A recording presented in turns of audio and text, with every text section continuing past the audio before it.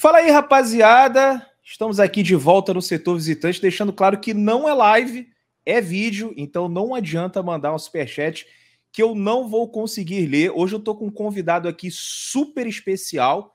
Eu já falei algumas vezes aqui no setor visitante, agora eu vou repetir na frente dele. Se tivesse um Oscar dos melhores influenciadores do Botafogo, meu voto seria no perfil do Matheus, que é o Fogo Stats, que sempre é uma voz muito sensata nas redes sociais, né? E conhece muito de futebol, conhece muito de tática e analisa muito de perto esse time do Botafogo. No momento em que estamos todos desesperados, eu acho que não tem convidado melhor para trazer aqui no setor visitante. No momento que a gente está gravando, 2h, 2h15 da tarde, então vou dar boa tarde para você, mas vocês que estão nos assistindo vão nos assistir à noite, então boa noite para quem está nos assistindo agora. Matheus, e aí, tamo junto?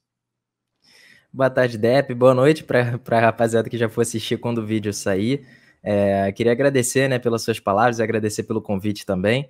E é isso, né? A gente está vivendo uma fase bem complicada, inclusive eu também, eu também sou torcedor, né? Então acabo ficando desesperado em alguns momentos, mas pelo meu trabalho eu me obrigo, né, a ficar um pouco mais frio, um pouco mais tranquilo, para tentar analisar alguma coisa e entender o porquê de tudo isso está acontecendo com o Botafogo, né? Pois é, rapaz, tem vezes que eu não consigo, eu não tenho a sua paciência, o seu equilíbrio. Às vezes eu dou aqueles meus chiliques aqui que o pessoal está acostumado. Eu tô diminuindo, tá, gente? Agora eu tô mais calmo, tô mais tranquilo, mas é difícil você conseguir segurar a onda com o Botafogo numa situação dessa que a gente não consegue entender o porquê, né? E eu acho que a gente tem que passar a falar mais de bola agora, porque, sinceramente, pelo menos da minha parte, tudo que eu tinha para falar do John Textor, tudo que eu tinha que cobrar de reforços, assim, acho que a gente já fez e já está muito óbvio, todo mundo sabe disso, inclusive dentro do Botafogo. Mas cada vez mais eu fico com a impressão que a gente vai com esse time mesmo para o Campeonato Brasileiro, por conta das situações que estão acontecendo fora de campo. Ainda tem a questão do acordo com os credores, que a gente vê que já está bem próximo, mas ainda acabou não saindo. Então, Pedro, hoje, né, dia 21 de março, não acredito que venham reforços, mas assim, de peso, que venham para alterar, né, elevar o nível desse time do Botafogo. Pode vir uma aposta ou outra, mas você vê até jogadores que não são grande unanimidade, como o Ademir, né, o Bahia, pagando uma fortuna, né, 10 milhões, 13 milhões de reais, agora já não sei, mas é por aí, né, um salário também muito alto, ou seja, se tá caro para trazer o Ademir, imagina alguém, né, incontestável aqui para o Botafogo. Então eu acredito que se a gente tiver uma sorte com conseguir encontrar um outro chefinho, é com esses caras que a gente tem. E o torcedor fica se perguntando, Matheus, nesse momento, assim, por que o time tem um desempenho tão abaixo,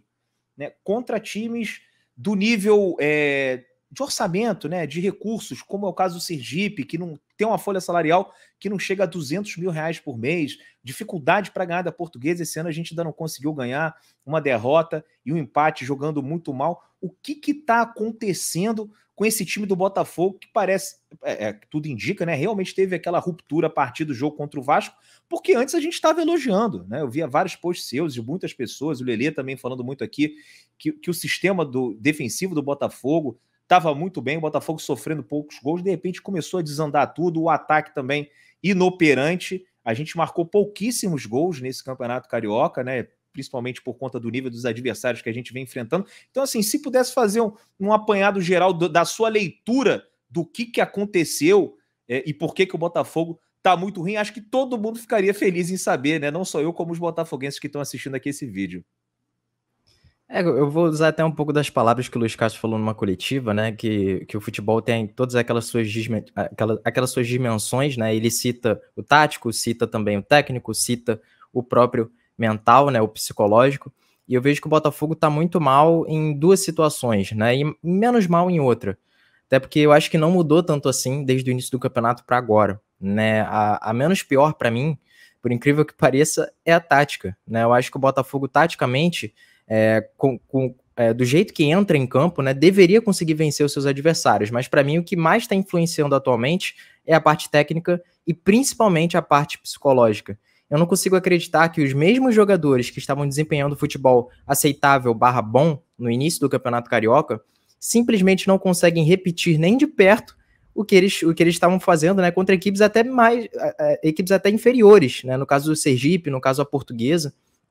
O Botafogo mostrou um futebol mais interessante, mostrou contra o próprio Fluminense, né, que é uma das equipes mais bem treinadas do Brasil, e a solidez defensiva era o que a gente conseguia tirar de melhor do Botafogo para essa temporada. Inclusive era algo que faltava para o Botafogo na temporada passada. A gente tomava alguns gols que não deveria ter tomado, né? Às vezes a gente do nada encontrava um atacante de cara para o gol, atacando a última linha, mas isso se corrigiu bastante no início dessa temporada. O Botafogo, inclusive, bateu o recorde estatístico de menos chances cedidas em uma partida, né, de gols esperados, que foi contra o Boa Vista.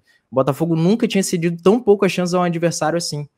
Mas é aquilo, isso foi se perdendo, né? A partir do momento que o seu ataque já não é tão bom, já não está tão coeso, e a sua defesa ainda passa a não funcionar tão bem quanto funcionava antes, cara, você vai se tornar uma peneira e não vai conseguir também atacar com qualidade seus adversários. Então acho que foi isso que faltou para o Botafogo, né? Faltou tentar manter um pouco desse equilíbrio defensivo e a questão psicológica também, porque a partir do momento que um jogador não está confiante para tentar 1 contra 1, por exemplo, como é o Vitor Sá, o jogo que eu vi contra o Vitor Sá, o jogo que eu vi do Vitor Sá contra a Portuguesa, me deixou assustado, né? Porque o Vitor Sá que eu via no início do Campeonato Carioca era um que pelo menos tentava 1 contra 1, buscava esse embate direto.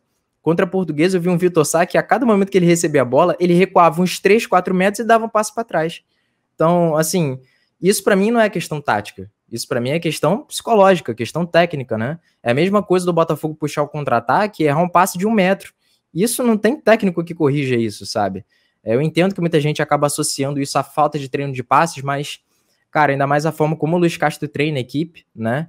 Que é incluindo várias fases do jogo durante o treino para que os jogadores estejam acostumados a desempenhar aquilo. É muito difícil que esses jogadores não estejam acostumados a dar esse tipo de passe. É aquilo, é questão de acertar. Essa parte psicológica, eu até tinha separado isso que você falou do Vitor Sá, porque eu achei, assim, bem impactante. Você falou, eu já não tenho mais esperanças com o Vitor Sá, né? Ele não consegue pegar na bola e não dar um passo para trás. Mas isso que você falou, que a parte tática talvez seja a que o Botafogo esteja desenvolvendo melhor ou menos pior do que as outras, né? A parte técnica que diz mais respeito aos jogadores e a psicológica. Mas, assim, o treinador também tem influência, né? A gente sempre teve aqui acostumado no Brasil com aquele técnico mais boleirão, que era um cara que passava mais confiança do que um teórico que explorava, né, a tática profundamente. Então, assim, é culpa também, nesse caso, do Luiz Castro. Alguma coisa aconteceu ali no vestiário do Botafogo que teve, além de uma queda técnica, né, uma queda psicológica. E aí, parte do treinador também conseguir dar a volta por cima nessa situação que a gente está vivendo, né? Não é assim, a culpa agora é só dos jogadores. O Castro também tem a sua parcela. Com certeza. E quando eu falo da dimensão psicológica, é claro que eu não excluo o Castro disso, né? Para mim, um bom técnico é aquele técnico que também consegue manter o psicológico dos seus jogadores ali no nível aceitável, para que eles não errem tanto como a gente está vendo esses jogadores errando agora, sabe? É uma culpa em conjunto. E outra coisa também é a questão da decisão de como mandar o seu time inicial, por exemplo, quais jogadores escolher para serem titulares numa partida. E eu acho que o Castro, por vezes, peca nisso, né? A escolha dele, para mim, do Vitor Sá e o Carlos Alberto contra a Portuguesa, para mim foi errada. E eu acho que o Castro acaba errando nisso bastante até no Carioca. Ele podia ter utilizado também jovens. Ele mesmo disse que o Raí está correspondendo bem nos treinos e está correspondendo também quando entra nos jogos. Eu concordo com isso, mas por que o Raí então não recebe mais oportunidades? E por que o Raí não entra por mais tempo, né? Ou até recebe uma oportunidade como titular junto com esses outros titulares da equipe, né? Porque a gente já viu muito do Vitor Sá, a gente já viu muito do Piazon, a gente já viu muito do Carlos Alberto. Então por que não dar oportunidade a esse novo garoto, né? Então acho que por vezes essas decisões dele durante os jogos e antes dos jogos começarem também impactam muito na forma como o Botafogo vai jogar. E a gente viu um pouco do Sauer.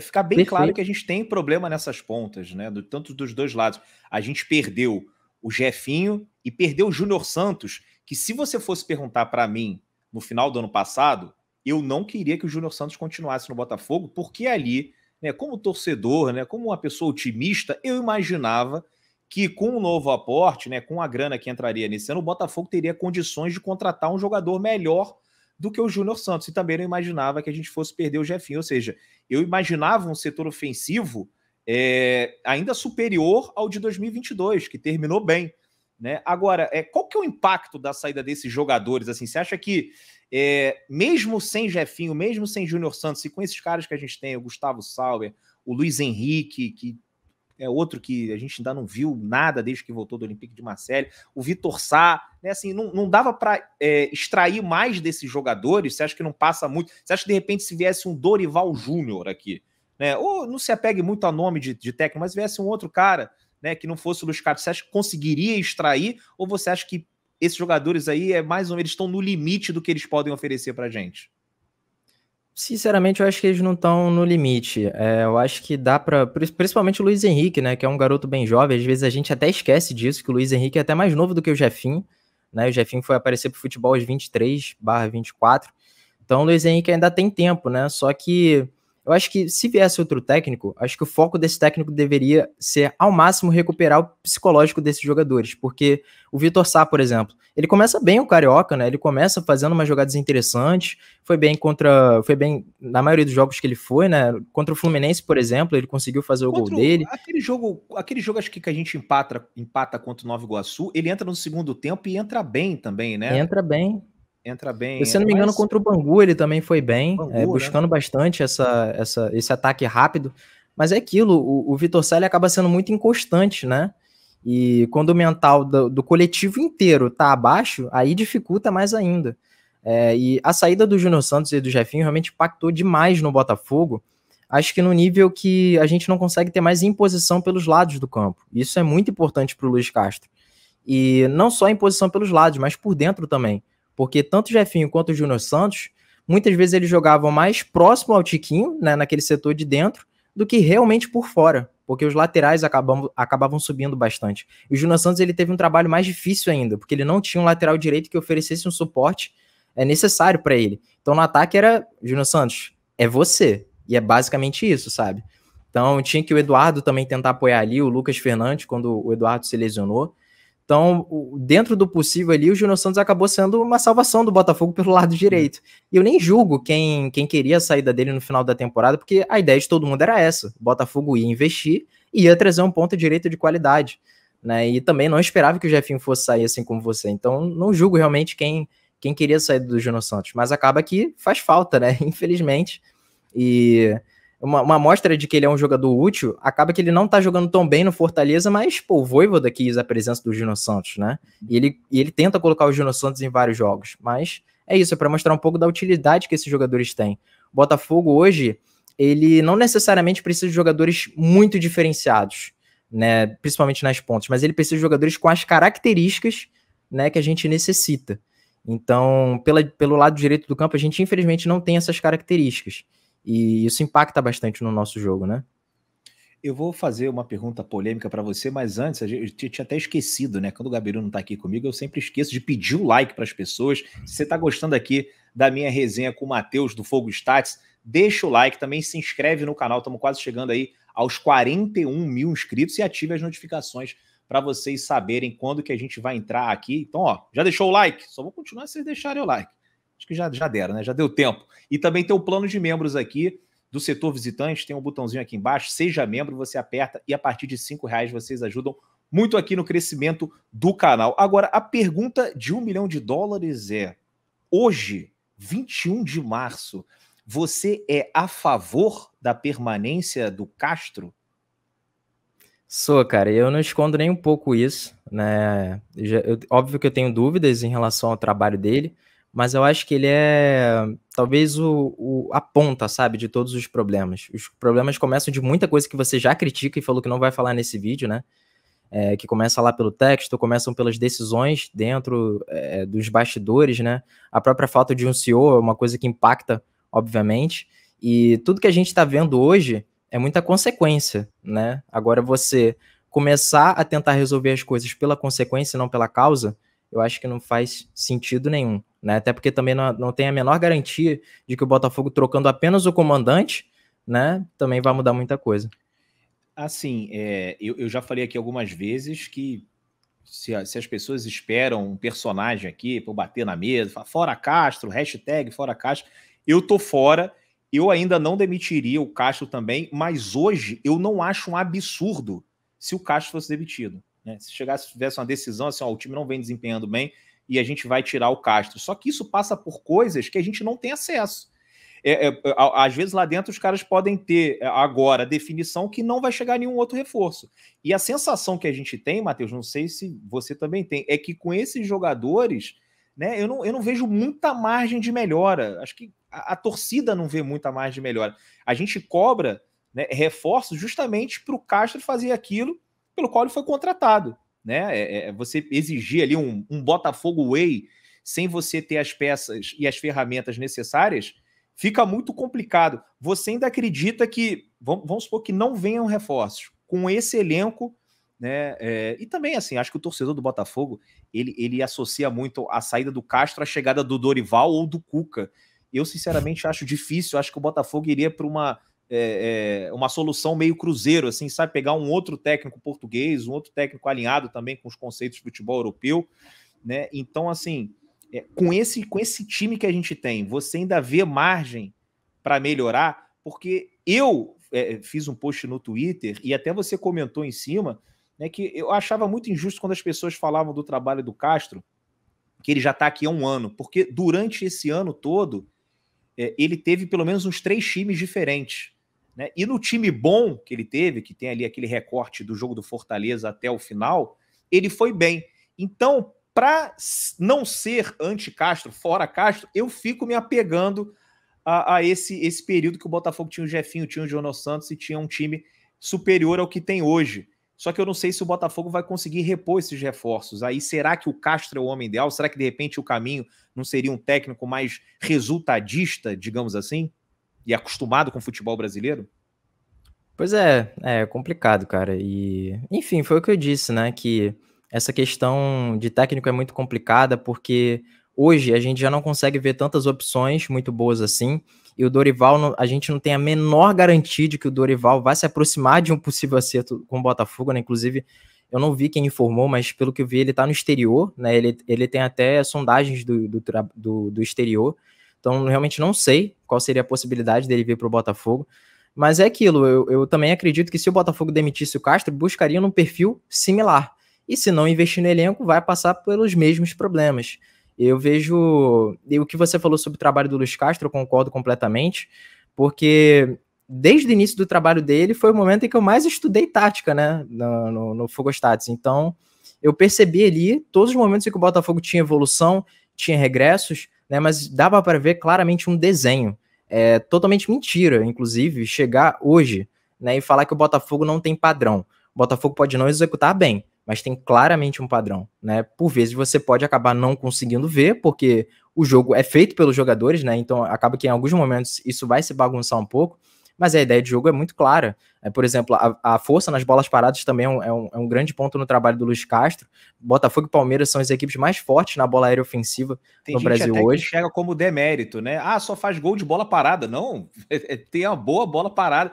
Passa também por aquilo que eu sempre briguei, né? Os jogadores altos, né? Jogadores ali com mais Exato. de 1,80m, 1,85m, isso o Botafogo vem fazendo muitos gols na bola aérea. Agora, uma coisa que eu queria te perguntar também é que é uma reclamação da torcida, é que falam Luiz Castro é refém desse esquema. Se não tem os pontos adequados, né? Por que não mudar? Por que não testar outra forma de jogo, Matheus? Eu acho que o Luiz Castro é também uma forma, talvez, dele protestar, né, por reforços, ele manter o mesmo esquema, né, não ceder de novo a fazer aquilo como ele fez, do esquema de 3 zagueiros, quando foi necessário, né, porque ele realmente quer essas contratações, né, ele já deixou claro, inclusive, na última coletiva. Então, acho que ele também não muda essa formação tática para mostrar as carências que o elenco tem mesmo, sabe? E sobre a mudança de formação também é algo muito complicado, porque tem muitos jogadores ali que não têm exatamente as mesmas características para jogar pelo lado do campo. Por exemplo, tem muita gente que suplica pelo 4-4-2, né? E, por exemplo, com o Matheus Nascimento e o Tiquinho Soares juntos. E eu concordo completamente com isso. E o Matheus Nascimento já foi utilizado várias vezes como segundo atacante, entrando durante os jogos. E o que eu pedi era justamente isso, que ele entrasse como titular junto ao Tiquinho. Só que eu acho que acaba batendo naquela questão do Castro querer mostrar a carência. Pode falar. Eu tenho uma dúvida com relação a isso, o 4-4-2, inclusive falei numa outra live, assim. Aí vamos colocar que o Castro passa a treinar o time com o Matheus e Tiquinho no ataque. Beleza, sou super favorável. Mas assim, Só tem esses dois. Então você está propondo uma forma de jogar que você não vai ter nem substituto durante o jogo. Isso sem falar que um pode se machucar, que, né, pode ser suspenso, o Tiquinho dá uma cabeçada no árbitro de novo, pega outro gancho. Então muitas coisas podem acontecer. E para mim, você testar um time no 4-4-2 com o Matheus e com o Tiquinho na frente é tipo você treinar com 3 zagueiros, só tendo 3 zagueiros no elenco. Né? Ou tô falando besteira aqui? Nenhuma, e no momento que o Botafogo jogou com esse sistema de 3 zagueiros, era o momento onde a gente estava recheado de zagueiro, inclusive, né? A gente tinha muitos zagueiros. Então, e era justamente o momento que a gente tinha carência de pontas, né? E o que falta para o Botafogo, eu acho que é isso, né? Ter mais opções ofensivas, justamente para enriquecer essas escolhas. E um 4-4-2 que o pessoal pensa é tirando totalmente os pontas, né? Colocando Danilo Barbosa, Tietê, o Lucas Fernandes, alguém o Eduardo. Tem que preencher o espaço ali, alguém tem que jogar pelo... Exatamente, não dá para abdicar pelo lado do campo. Eu até fiz uma indagação para o pessoal lá no meu Twitter, né? Quantos times no Brasil jogam abdicando das extremas do campo, né? Não abdicando, mas jogando sem pontas, né? Essa é a palavra, sem pontas ou meias abertos pelo lado do campo. Cara, quase nenhum. O pessoal fala, por exemplo, o Flamengo joga sem ponta. Mas tem um meia aberto que é o Everton Ribeiro. Tem gente que sabe jogar pelo lado do campo, né? E, por exemplo, no melhor momento do Flamengo, eles tinham jogadores ali que eram muito sólidos pelo lado do campo. Na lateral esquerda, tinha o Ayrton Lucas, ou podia até ser o Felipe Luiz. E pelo lado direito do campo, tinha o Everton Ribeiro. Então, pelos dois lados, tinham jogadores ali que facilitavam muito o jogo. E no Botafogo a gente não tem isso. O Lucas Fernandes nunca jogou como um meia aberto, né? Poucas vezes na carreira dele, inclusive. O Danilo Barbosa também nunca jogou aberto. Tite nunca jogou aberto. O máximo que ele jogou aberto foi como lateral, né? Mas isso é totalmente uma função totalmente diferente. Né? E o Eduardo também nunca jogou aberto na carreira dele. Então, são jogadores ali que foram contratados para desempenhar a característica que eles estão desempenhando hoje. Então, assim, você fazer uma mudança tão grande, ainda mais agora que a gente já perdeu uma boa parte da pré-temporada, eu acho muito complicado. Né? Para mim, eu estava vendo como aceitável o futebol do Botafogo até o jogo contra o Fluminense. Eu acho que o psicológico ter sido afetado a partir dali dificultou bastante. Mas se a gente tivesse com o mesmo nível que estava jogando até o jogo contra o Fluminense, a gente não estava falando fora Castro aqui. Você acha então que assim, o problema principal não é o esquema, e você acha que o técnico tem que realmente ver essa parte psicológica, técnica dos jogadores que não estão entregando, mas o esquema pelo elenco que a gente tem é esse mesmo? Eu acho que não tem muito o que mudar, assim, de drástico, né? Para que a gente não precise utilizar os pontos que estão mal. Inevitavelmente a gente vai precisar deles, né? Seja o esquema que for. Se fosse no 4-4-2, você também vai ter que ter pelo lado algum desses pontos, porque é necessário você ter esses escapes, né? Só que é isso, a gente precisa recuperar o psicológico desses jogadores, saber o que está acontecendo internamente para que tanta gente esteja em má fase. O Marçal tá em uma fase, um jogador que era mais regular do Botafogo, né? E outra coisa que eu bato muito na tecla desde 2022 é a rotatividade do time do Botafogo. A gente não consegue repetir escalações com frequência. Você olha o Fluminense, consegue repetir escalações. O Vasco repete muitos jogadores, nem sempre os mesmos, mas tem pelo menos esses jogadores à disposição. Né? E uma pré-temporada dos Estados Unidos fez diferença para eles, fez diferença para o Barbieri. O Botafogo começa a sua pré-temporada jogando no Carioca. Então os jogadores ficam muito mais expostos a erros técnicos, porque a gente sabe que pré-temporada é assim, né? Tá todo mundo se aperfeiçoando. E você tem jogadores que se machucaram, como o Carlos Alberto, por exemplo. Você tem jogadores sendo expulsos, né? O caso do Marçal, que ficou suspenso. Tiquinho ficou suspenso. Cuesta se lesionou. A gente jogou contra o Flamengo com o lado direito sendo Daniel Borges e Carli. A nossa zaga pelo lado esquerdo era o Segovia. O Segovia é muito bom, mas mesmo assim é um reserva. Aí que saiu o gol, né? Perfeito. Então, como que isso não impacta, né? Impacta demais você jogar com o Hugo e você jogar com o Marçal. O Di Plácido, por exemplo, é um cara que não está desempenhando futebol tão maravilhoso, mas a gente já viu que ele pelo menos está ajudando em algumas coisas, né? Ele já consegue subir pelo menos até o ataque, coisa que o Rafael Daniel Borges não consegue fazer com qualidade. Agora eu vou fazer 2 perguntas aqui.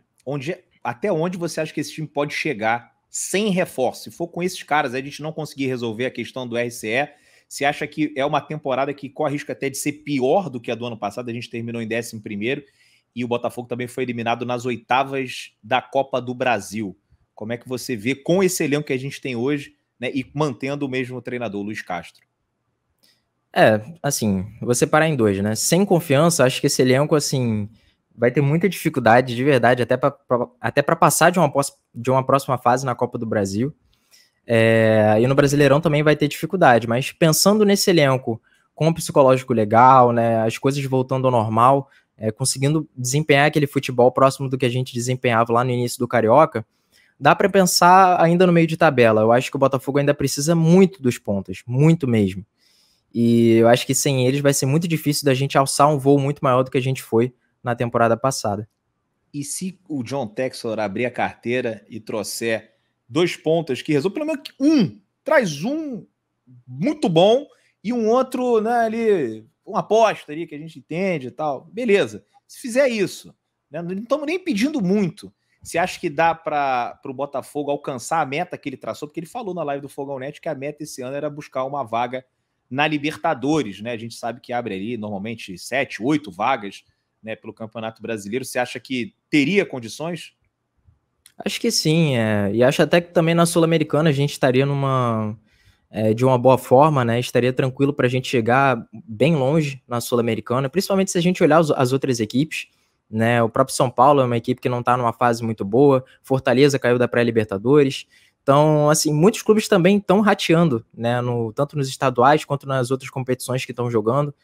Então, não é algo exclusivo do Botafogo, mas a gente ajeitando dá para chegar longe sim. O próprio Juba, por exemplo, que é um jogador que vem da Série B, mas eu acho que seria uma peça perfeita, né, para encaixar um pouco mais esse setor ofensivo do Botafogo, trazendo pelo menos um destaque ali para a ponta, cara. Acho que já vai oxigenar o nosso ataque, né? Acho que essa é a palavra.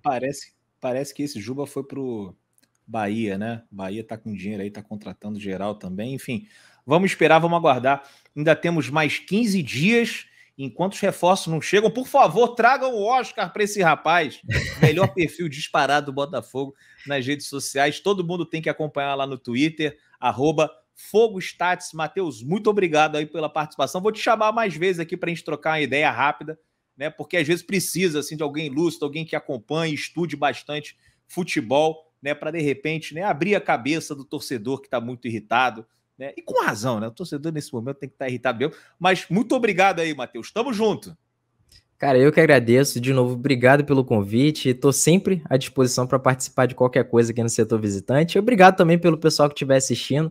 Deixa o like aí no vídeo, se inscreve no meu canal do YouTube também, @Fogostat. Fogostats em todas as redes, né? Você pode pegar em todos aí, Instagram, Twitter. E aí você fica ciente das minhas análises. E é isso, gente. Paciência, né? A gente vai ter que ter muita paciência. Mas eu entendo completamente a irritação e vocês não estão errados nisso. É isso, pessoal. Espero que vocês tenham gostado. Mais uma vez, eu pedi para vocês deixarem um like, se inscreverem, ativar as notificações, que é muito importante para o crescimento do canal. E também vamos dar uma moral para o Matheus, né? Vamos entrar lá no Fogo Stats também, né? Não só no Twitter também, como no YouTube. Tem no Instagram também? Instagram também. E tem no Instagram também. Então é isso. Valeu, rapaziada. Tamo junto e até a próxima. A gente está de volta.